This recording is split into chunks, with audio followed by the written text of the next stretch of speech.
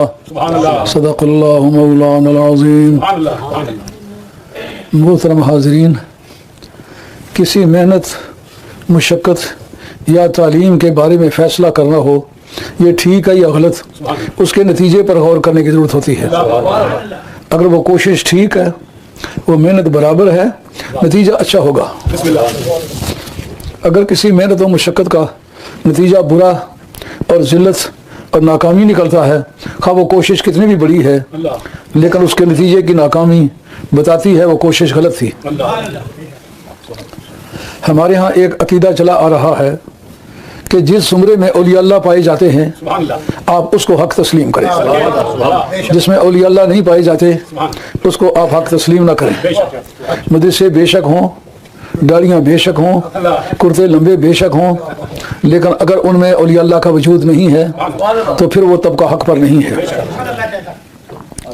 مجھے ان دنوں میں مجموعہ رسائل توحید جو ابن تیمیہ اور محمد بن عبد الوہاب جو وہابیت کی بیس ہیں، بنیاد ہیں، ان کی کتاب مجموعہ توحید، رسائل توحید مطالعہ کرنے کا اتفاق ہوا۔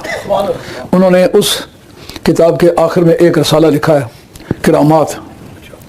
اس میں جتنے بھی کرامات لکھی ہیں وہ ان لوگوں کی ہیں جو ہمارے عقیدے کے لوگ،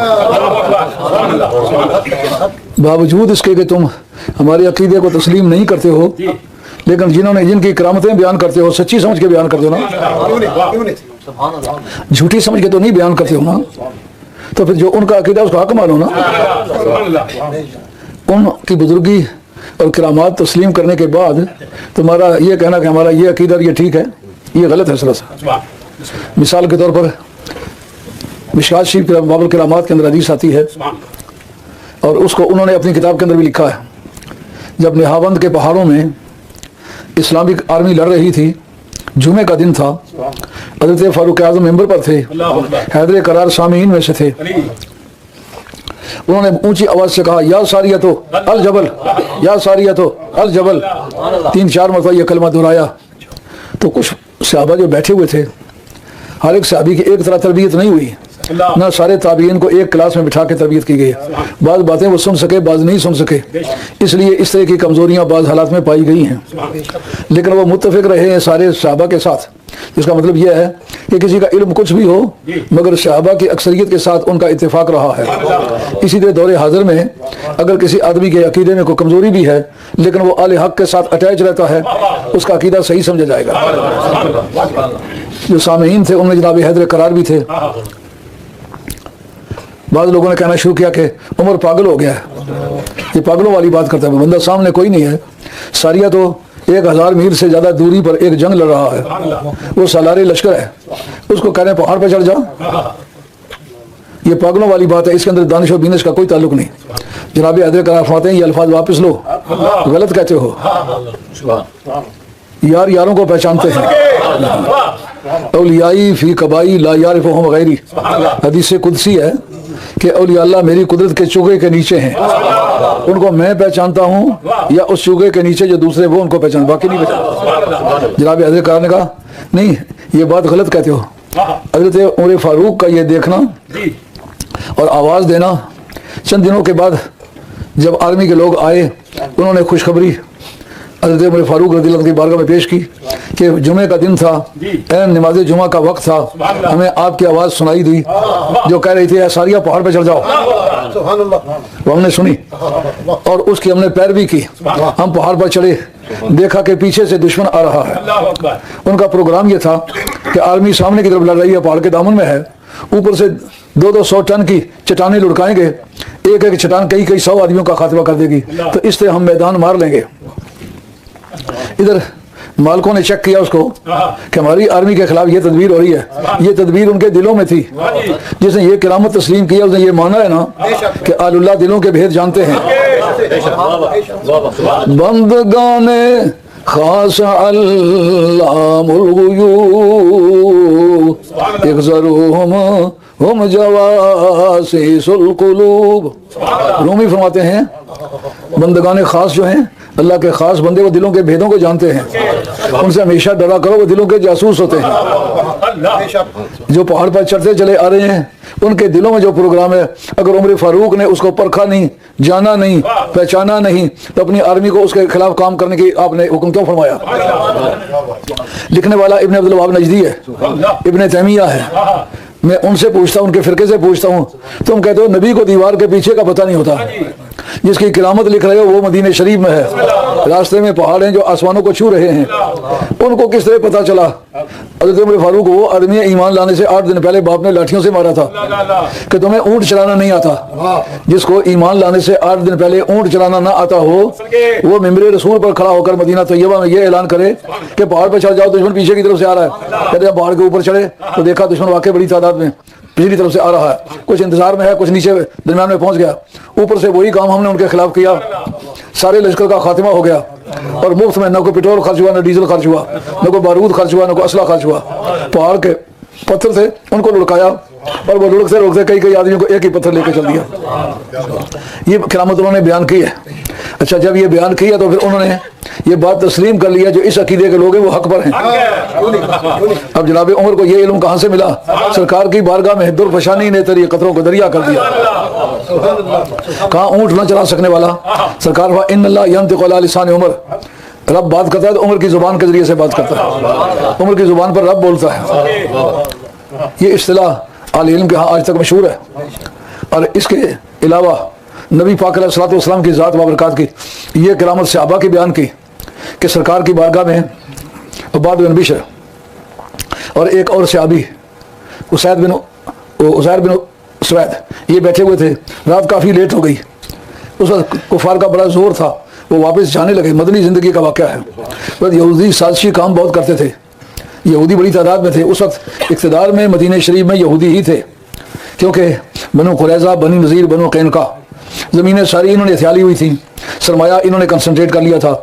ज़ख़ीरा अंदोज़ी के बड़े माहिर थे और तजारती मंडियाँ इनके पास थी, ज़मीनों पर इनके कब्जे थे। इसलिए अगर किसी आम किस्म के आदमी को भी ब्राइब करने की जरूरत पड़े, उसको रिश्वत देने की जरूरत पड़े, आसानी से ये दे भी सकते थे और ब्राइब कर भी सकते थे। जब जाने लगे तो सरकार ने उनको लाठी अता फरमाई। यार अंधेरे में जाने के लिए लाठी भी कोई हल है?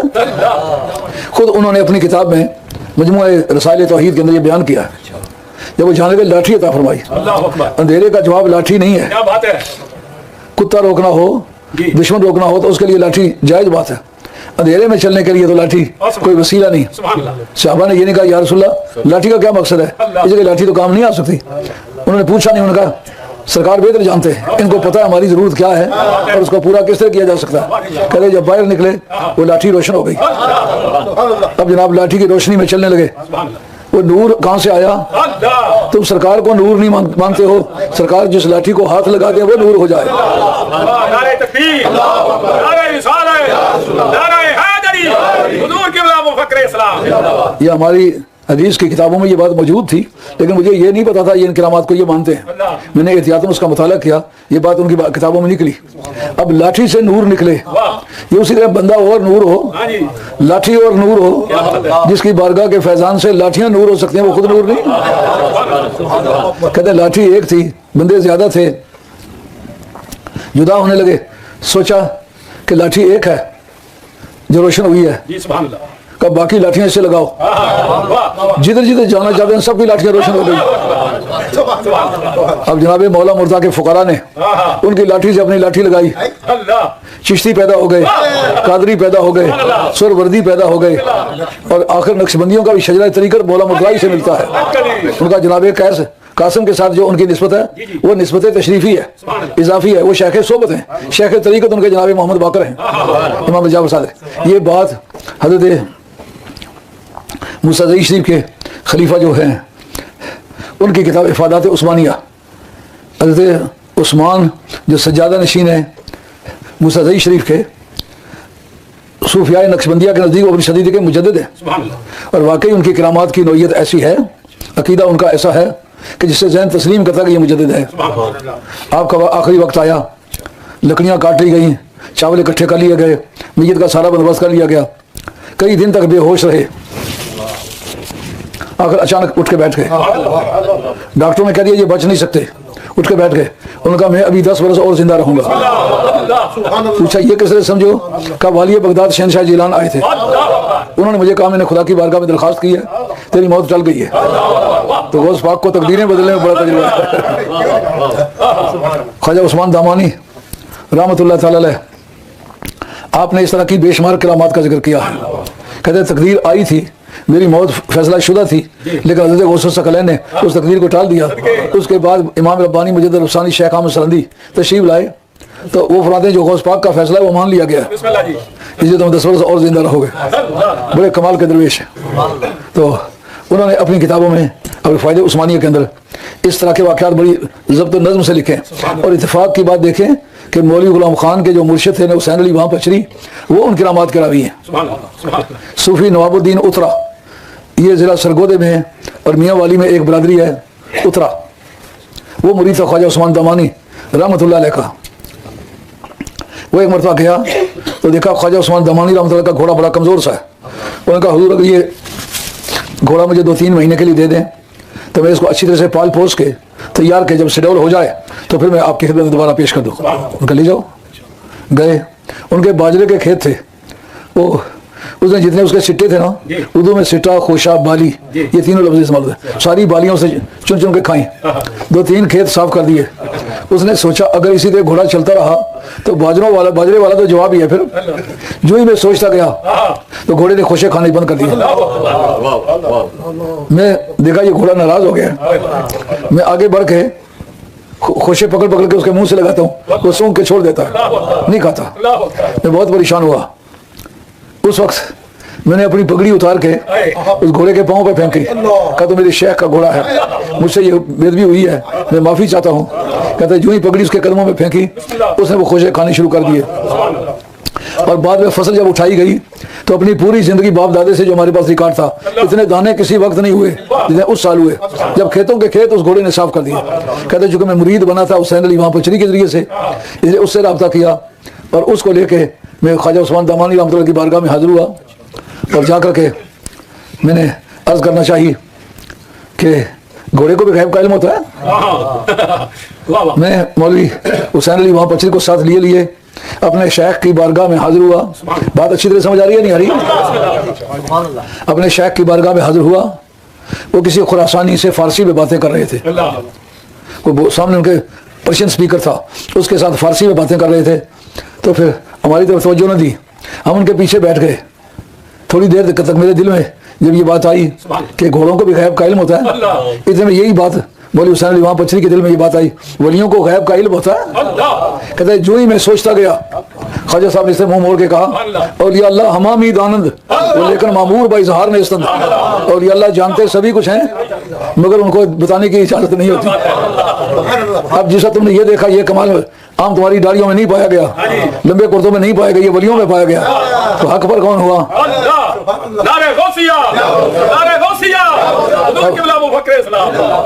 अब वो सहाबा अपने अपने घरों को पहुंच गए। एक बात बाइबल दुनिया ने लिखी है जो इन्होंने भी लिखी है कि एक सहाबी हाजिर हुए, उन्होंने कहा या रसूलल्लाह कि मुझे आप भेजते हैं तबलीग के लिए, लेकिन मुझे कोई ऐसी चीज़ दें ना जिससे मैं उनको बावर करा सकूं कि मैं तुम्हारे जैसा नहीं हूँ, मैं ठीक हूँ, सच्चे नबी का मुरीद हूँ, सच्चे नबी के पास से आया हूँ, मुझे कोई ऐसा कमाल दे। आप वहाँ मेरे करीब आए, आपने इससे पेशानी पे हाथ फेरा, नूर ही नूर हो गया, तमाम कमरा जगमगा उठा, दीवारों में छलबल होने लगी। ये देख के वो कहते हैं या रसूलल्लाह आपको याद है मूसा कलीमुल्लाह सलाम के हाथ में सफ़ेदी थी, ये बात मुफीद है, पर पहला मेरा इस पर सवाल यह है कि उस जगह नूर अता फरमाया जो मुझे नजर नहीं आता। आपने पेशानी पर हाथ फेरने के बाद हाथ पर हाथ फेर दिया, वो नूर हाथ में आ गया। अब जनाब वो कहते हैं मूसा अलैहिस्सलाम के हाथ में रोशनी थी, लोगों ने उनको बरस का मरीज कह दिया, मुमकिन मैं जाऊँ मुझे कहें तू भी बरस का मरीज है। उधर सरकार ने उनके हाथ पर हाथ फेर के उनकी लाठी पर हाथ फेर दिया, वो नूर जो पेशानी में था वो हाथ में चला गया। इसका मतलब जो सिराज मुनीरा का है ना, कुरान कहता है वो सिराज वो चिराग तुम्हें बना के भेजा जो नूर अता करता है, खुद नूर नहीं है सिर्फ बल्कि नूर अता भी करता है। कहते हैं जिस लाठी में वो नूर चला गया, उनका या रसूल अब मैं जाता हूँ। कहा एक फालतू बात भी तुम्हें देता हूँ, शक है बहुत कि मुझे झुटलाएंगे, تو پہلے بتا دینا اپنی قوم کو کہ جب میں دروازہ کھولوں گا اندر سے پھنیرا سانپ نکلے گا, ایک کوبرا نکلے گا, پھنیرا سانپ, چھجلیا پچیس کی آڑی پنجابی, پھنیرا سانپ نکلے گا, وہ شیطان ہے, اس کو مار ڈالنا, وہ تمہارا بگاڑے گا کچھ نہیں, صرف تمہاری ایک لاٹھی کا محتاج ہوگا, مار ڈالنا اس کو. جاتے ہی انہوں نے کہا یہ میری لاٹھی دیکھو, اس میں جو نور ہے سرکار نے ہاتھ پھیرا ہے, یہ سچے نبی کی نشانی ہے. وہ کہنا لاٹھی میں روشنی کہاں سے آئی ہے؟ یہ لاٹھی سارے ماحول کو روشن کر رہی ہے, پوری رات کے ماحول کو روشن کر رہی ہے, کمرے کے اندر باہر کو روشنی دے رہی ہے. معلوم ہے وہ نبی سچا ہے جس نے میری لاٹھی پہ ہاتھ پھیرا ہے. دوسری نشانی میرے پاس یہ ہے کہ اس دروازہ کھولیں گے اندر سے ایک اژدہا نکلے گا, لیکن سرکار نے فرمایا وہ کھائے گا نہیں, تمہیں کاٹے گا نہیں, وہ شیطان ہے, اس کو لاٹھی مار کے مار ڈالنا. اب تمہیں یہ بھی تماشا دکھا. ساری قوم آئی, ان کا ہمارے شہر میں ایک ایسا پھنیرا سانپ ہے, نکلتا ہے تو لوگ اپنے گھر چھوڑ کے بھاگ جاتے ہیں, یہ وہی ہے. انہوں نے ایک لاٹھی مار کے اس کو مار دیا. ان کا دیکھا میرے نبی کی زبان کیسی سچی ہے. تم کہتے ہو کہ کسی کو نہیں پتا کل کیا ہونے والا ہے, تمہارا یہ عقیدہ ہے وہابیوں کا کہ کسی کو یہ پتا نہیں کہ کل کیا ہونے والا ہے. سرکار نے کہا تم جانے والے ہو, وہاں سانپ نکلنے والا ہے, کاٹے گا نہیں, تمہارے ہاتھ سے مارا جائے گا. نور بھی دیا اور بتایا بعد میں جو کچھ ہونے والا ہے وہ بھی بتایا. اور نبی پاک علیہ السلام کے حضرت سفینہ رضی اللہ تعالیٰ کی کرامت بھی بیان کی. حضرت سفینہ جناب عمر فاروق رضی اللہ تعالیٰ عنہ کے دور میں آپ آرمی میں تھے اور رومنوں سے اسے جنگ ہو رہی تھی. اسی طرح ان کو گرفتار کر لیا گیا, لے کے گئے, ان کو اپنے مکان میں بند کیا. اب وہ کسی نہ کسی طریقے سے بھاگنے کی انہوں نے کوشش کی. اکیلے نہیں تھے, 3 بھائی تھے, تینوں گرفتار ہو گئے. اور انہوں نے ایک کے لیے تیل گرم کیا, پکڑ کے ایک کو تیل میں پھینک دیا.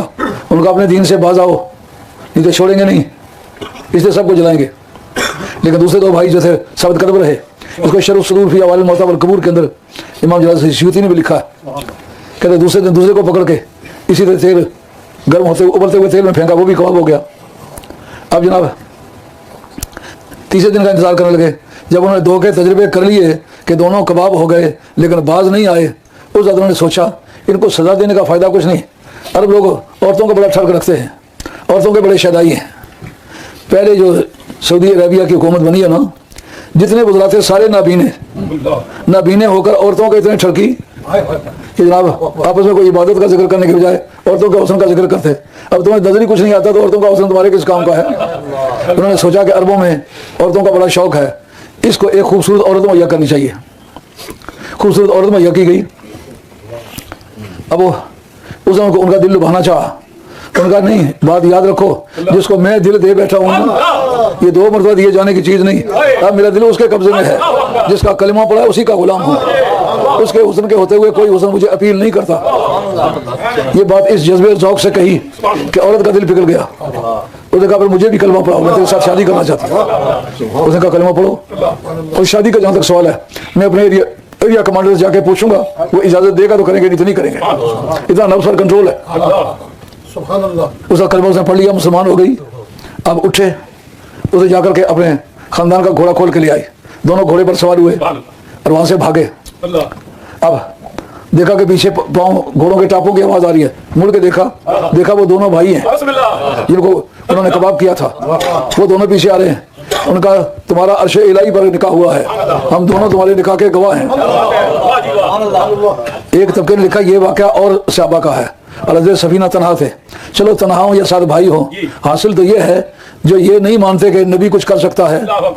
جب یہ مانا کہ وہ سرکار کے غلام کر سکتے ہیں, کل کائنات پر ان کی حکومت ہے. دیکھا کہ جا رہے ہیں, راستہ نہیں پتا کہ میرا لشکر کدھر ہے, میں جنگل میں ہوں, رات کا سما ہے, پوچھنے کا چانس کوئی نہیں. تو گھبرائی سخت. اچانک ایک شیر سے آمنا سامنا ہو گیا. شیر کو کہتے ہیں یا ابو الحارث انا مولا رسول اللہ صلی اللہ علیہ وسلم. اور شیر میں مدینے والی سرکار کا غلام ہوں. جانتے ہو نا کون ہو. اب جیسا یہ کرامت انہوں نے بیان کی, اس میری سمجھ میں اچھی طرح سے یہ بات آنے لگی. تم تو کہتے ہو نبی کا کچھ اختیار ہی نہیں. صحابی کا کیا عقیدہ ہے؟ صحابی عربی بول رہا ہے. کیا شیر نے عربی لینگویج کا کورس کیا ہوا ہے؟ اس کو پتہ ہے رسول جس کائنات میں آتا ہے سب کی بولیاں جانتا ہے, سب اس رسول کو پہچانتے ہیں. شیر کون ہوتا ہے کہ شیر ہو, خدا کی کائنات میں ہو, مدینے والی سرکار کی سے پہچان نہ ہو. میں نے بتایا میں ان کا غلام ہوں. کہتے ہیں جہال الاسد بس بس اتن, اس وقت اس نے خوشامد سے اس نے دم لانا شروع کر دیا. ادھر کتا خوشامد سے دم نہیں لاتا, کہتا اس طرح شیر نے خوشامد سے دم ہلانا شروع کر دیا. تو اتنے میں سمجھتا ہوں کہ اب اس کو میری بولی وافق آ گئی ہے, اب یہ میری خیریت چاہے گا. کہتا ہے میرے ساتھ ساتھ چل دیا, مجھے اشارے کرتا ہے اس طرح چلو. راستے میں جو بھی درندہ آتا ہے اس کے منہ سے منہ جوڑ کے اپنے درندوں کی بولی میں کہتا ہے یہ سرکار کا غلام ہے, اس سے چھیڑنا نہیں ہے. اس سے جب یہ انہوں نے کرامت لکھی تو یہ بات اچھی طرح سمجھ میں آئی نا کہ انہوں نے یہ مان لیا کہ کل کائنات سرکار کو مانتی بھی ہے, سرکار کو جانتی بھی ہے. اور دارمی شریف جلد 2/11 پر یہ حدیث ہے کہ قبیلہ بنی نجار کے باغ میں اونٹ دروازے پر بیٹھا ہوا تھا, اس نے سب کو مارنا شروع کر دیا, اندر نہیں جانے دیتا. انہوں نے سرکار کی بارگاہ میں فریاد کی کیا کریں. سرکار نے یہ نہیں فرمایا کہ میں شتربان ہوں, کلمہ میرا پڑا ہے, مصیبت کس کے سامنے بیان کریں. جس کو نبی سمجھتے ہیں اس کو فریاد رس بھی سمجھتے ہیں, اس کو مشکل کشا بھی مانتے ہیں. جو ہی سرکار گئے تو اونٹ نے سر نیچے رکھ دیا, سرکار نے اسے ناک میں نکیل ڈالی اور اس کے ساتھ مہار باندھی اور مالک کے قبضے میں دی. سرکار کے صحابہ نے پوچھا یا رسول اللہ یہ اونٹ بھی پہچانتے ہیں؟ آپ ہیں کل کائنات مجھے پہچانتی ہے سوائے جنوں اور سرکش جنوں اور سرکش انسانوں کے, کل کائنات مجھے جانتی بھی ہے, مجھے مانتی بھی ہے. جب انہوں نے یہ کرامت لکھی اس نے مانا کہ نہیں مانا کہ کل کائنات میں سرکار کی حکومت ہے. وہی نور حق وہی ذل رب ہے, انہی سے سب ہے انہی کا سب, نہیں ان کی ملک میں آسمان کہ زمین نہیں کہ زمان نہیں, دو جہاں کی بہتریاں نہیں کہ امانی یہ دل و جان نہیں. کہو کیا ہے وہ جو یہاں نہیں, بس ایک نہیں کہ وہاں نہیں. حضرت عبداللہ بن مسعود رضی اللہ عنہ سے روایت ہے کتب سیاہ میں, اور حضرت جابر سے روایت ہے بخاری میں, کانا من عادت لا یقول اللہ, جب کبھی کوئی سوال کرتا سرکار اس کا سوال پورا فرماتے, اس کی مشکل حل کرتے, لا کبھی نہیں کہتے. کہا کہ اگر کلمہ تشہد میں لا نہ ہوتا سرکار کبھی زندگی میں لا نہ کہتے. تو ان حقائق نے یہ بات باور کرائی کہ اولیاء اللہ کا وجود معیار صداقت ہے.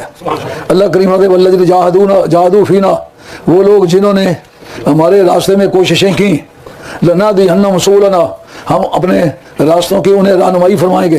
یہ قابل غور بات ہے.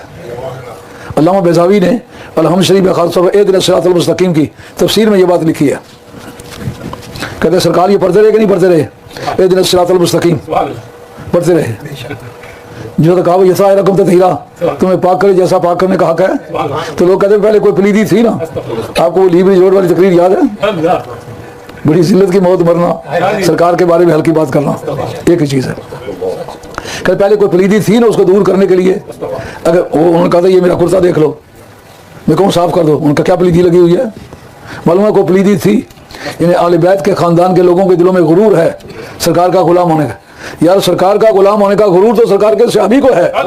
وہ کہتا ہے شیر, جانتے ہو میں کون ہوں؟ میں سرکار کی بارگاہ کا غلام ہوں. اس گھر کے غلاموں کو فخر ہے تو اس گھر کے چھتی پر بیٹھنے والوں کو کیوں فخر نہ ہو.